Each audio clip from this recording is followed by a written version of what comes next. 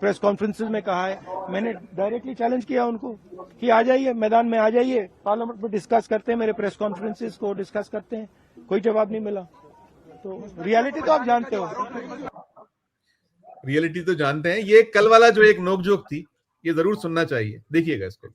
On my press conference. Let us go. Let us have very good idea. Let us have a debate on my press conference. Amit Shah ji, I challenge you. I challenge you to have a debate on the three press conferences. Please. ठीक है, बैठ जाए। Please बैठ जाए। माननीय, please आपने बात की थी, प्लीज।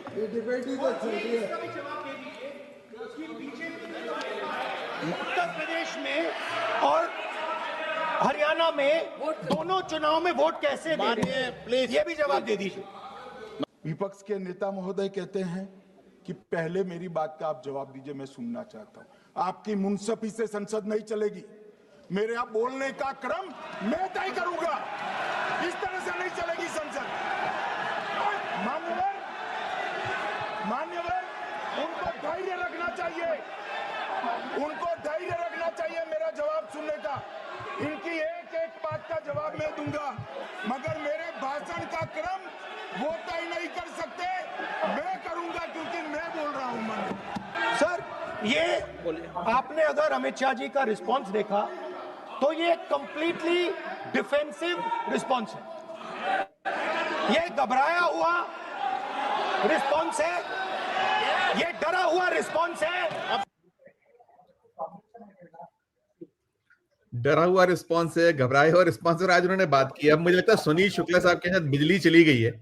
मैं धनंजय कुमार जी आपसे शुरुआत करना चाहूंगा। कल का जो सिलसिला था, उम्मीदें रहती नहीं है, हालांकि हम लोग नहीं उम्मीद कोई करता कि सरकार, क्योंकि बामुश्किल तो तैयार हुई थी उसको, और उसके बाद जो वो कह रहे थे कि राहुल गांधी का जो भाषण था वो खोदा फाड़ निकली चुईया। बार बार ये सत्ता पक्ष की ओर से आया, ट्रेजरी बेंच की ओर से आया।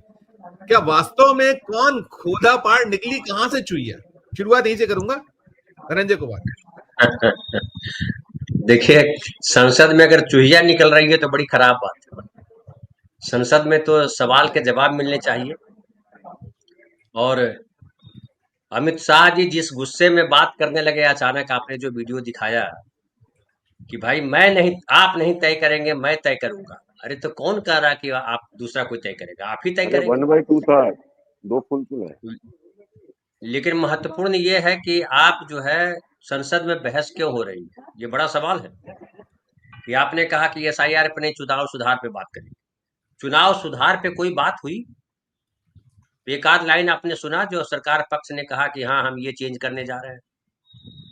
कहा उन्होंने, आरोप लगाए कि पहले ये था, पहले वो था, उस समय वोट चोरी हुई, नेहरू जी के समय वोट चोरी हुई, इंदिरा जी के समय वोट चोरी हुई, सोनिया गांधी जी ने वोट चोरी की।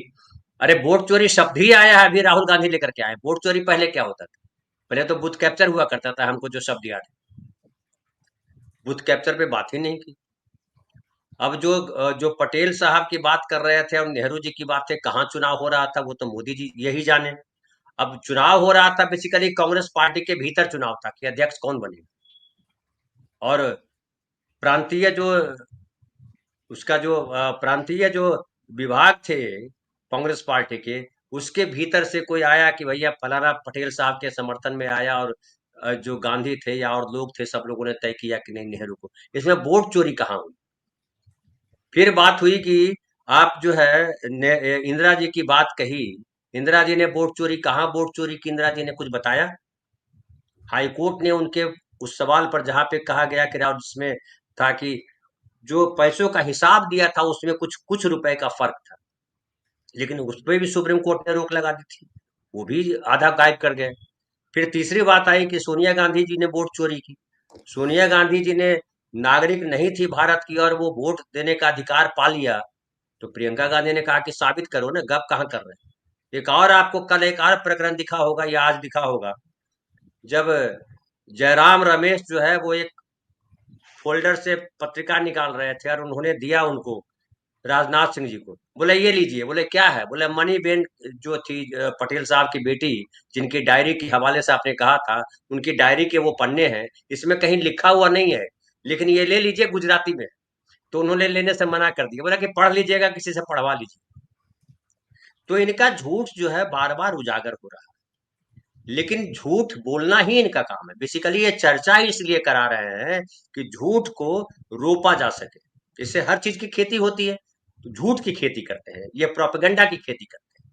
और उस ये अब जैसे एक एग्जाम्पल के तौर पे मैं दूं कि हम जब पुराने उदाहरणों की बात करते हैं तो बोलते हैं ना कि देखिए इस समय अखबार में ये छपा था, फलाना पत्रिका में ये छपा, फलाना किताब में ये छपा, फलाना समय ने ये कहा। तो उसको उसी तरह से ये रोप रहे हैं कि देखिए संसद में अब जो है आज के 25 साल के बाद इनके चेले चपटिया बोलेंगे, देखिए अमित शाह जी ने संसद में क्या कहा था आज से 25 साल पहले, देखिए दैनिक जागरण ने क्या लिखा था आज से 30 साल पहले। यही करेंगे। तो एक अखिलेश यादव ने बड़ा बढ़िया एक जो है शब्द इजाद किया, और दरारवादी, विवादवादी, कहा कि ये बेसिकली दरार और विवादवादी है, इनका काम है दरार पैदा करना, इनका काम है विवाद खड़ा करना। और ये बिल्कुल सच है।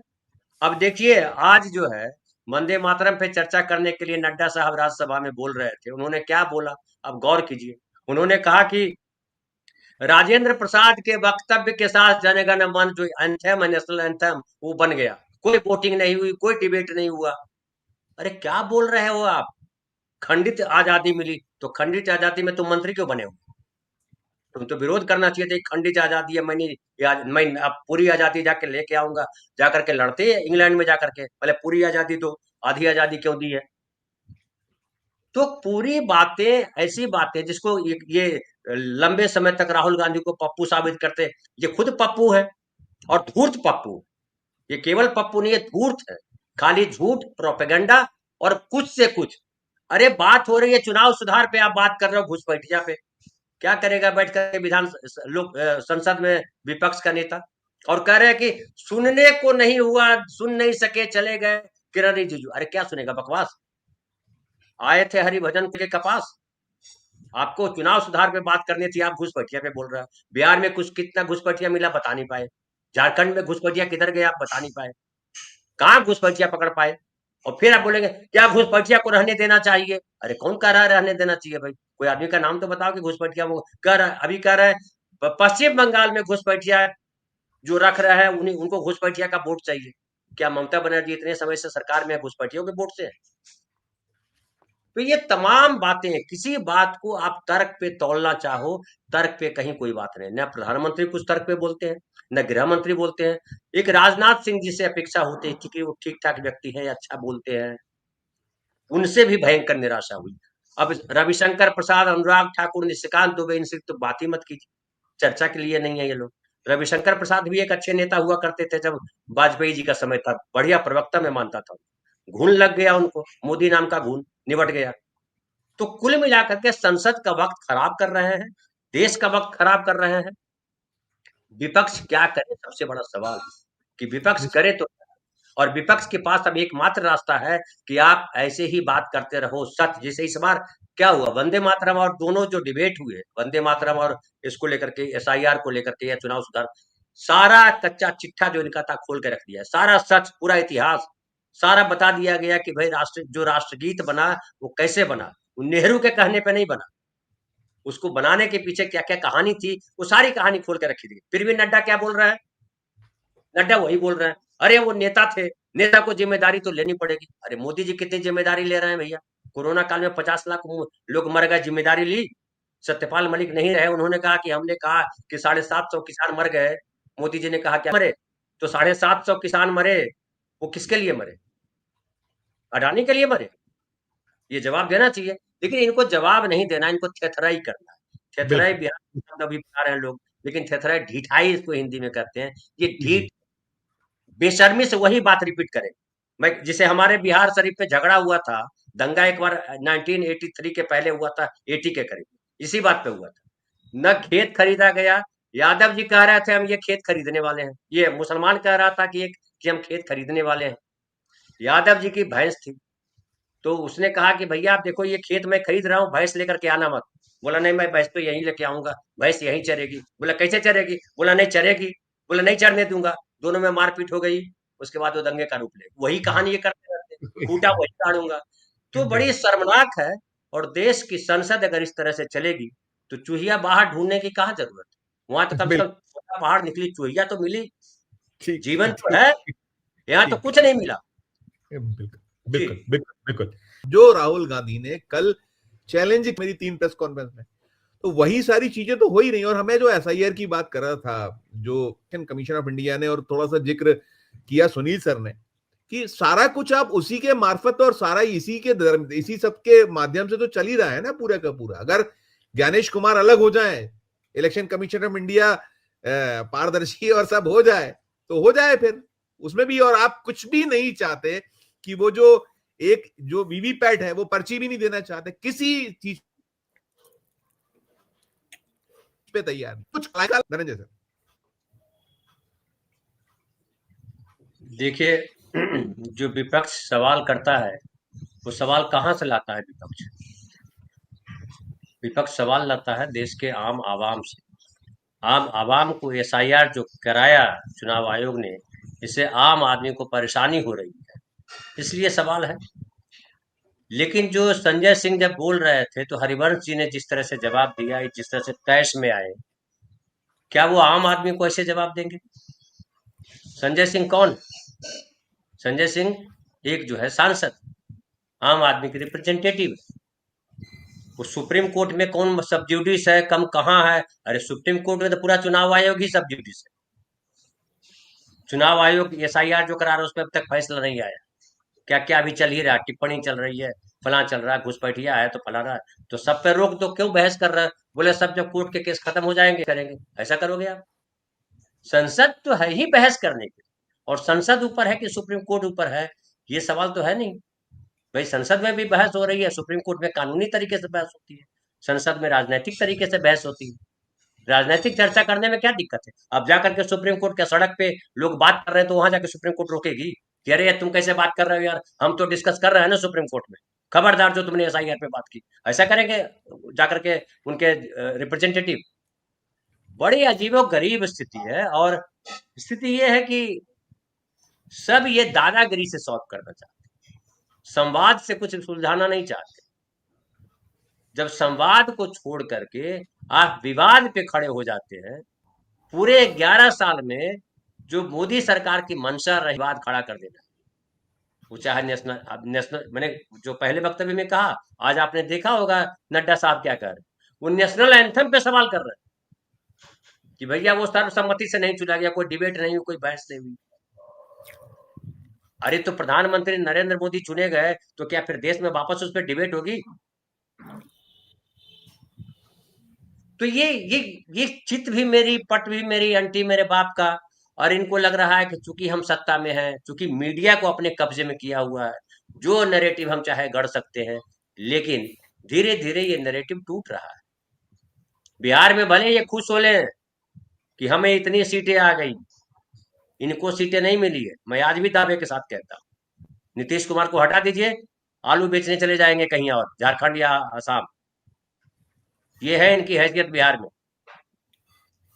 आप नागरिकों के रिप्रेजेंटेटिव, चाहे सरकार में है चाहे इसमें है, विपक्ष में है, और आपको जो चलाना है संसद को संविधान सम्मत तरीके से चलाना है। संविधान लोकतांत्रिक व्यवस्था है। भारत माता की जय बोलने से संविधान नहीं चल रहा। हम भारत के लोग से संविधान है। आपको लगता होगा भारत माता संविधान है, नहीं है ना। इसलिए अगर किसी को डंडा लेकर के कहोगे वंदे मातरम बोलो नहीं तो तुम देशभक्त नहीं हो, तो तुम कब बोल रहे थे? तुम तिरंगा कब लहरा रहे थे? तुम तो हर जगह सवाल उठा रहे हैं।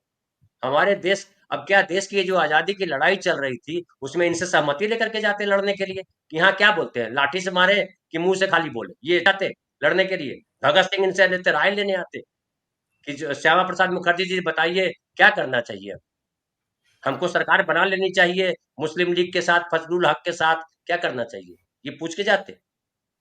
तो ये कुतर्की है और इनका अभी कुछ नहीं हो सकता। इनका जवाब राजनीतिक जवाब है।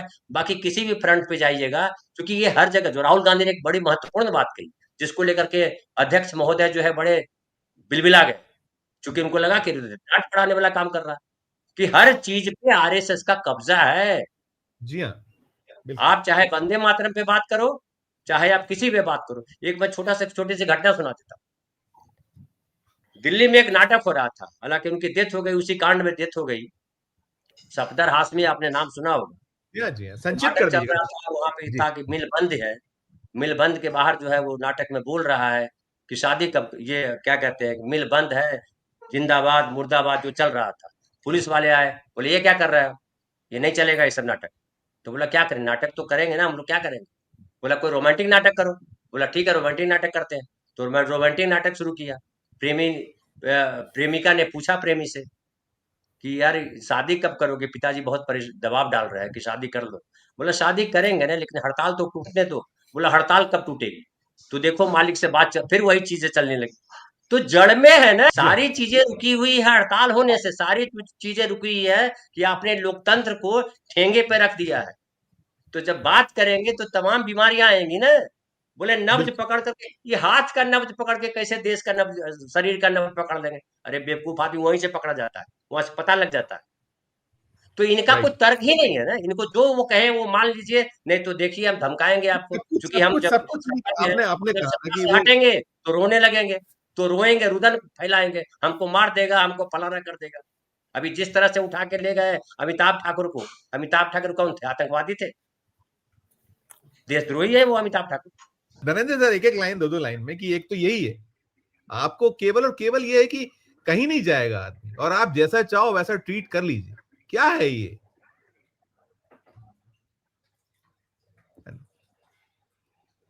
अनम्यूट देखिए सर, अनम्यूट कहते सर। हैं कि, देखिए कहते हैं कि दोनों शक्तियां जो है ना, वो हमेशा गुत्थम गुत्था करती है। एक जिसको कहते हैं अधर्म, और एक कहते हैं धर्म।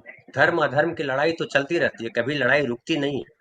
हमारे जीवन में जैसे लड़ाई चलती रहती है, रोज हम लड़ाई लड़ते हैं, समस्याओं समस्याओं से निपटते हैं, समस्याएं फिर कड़ी होती है, फिर एक नई समस्या आती है, फिर उससे हम लड़ते हैं।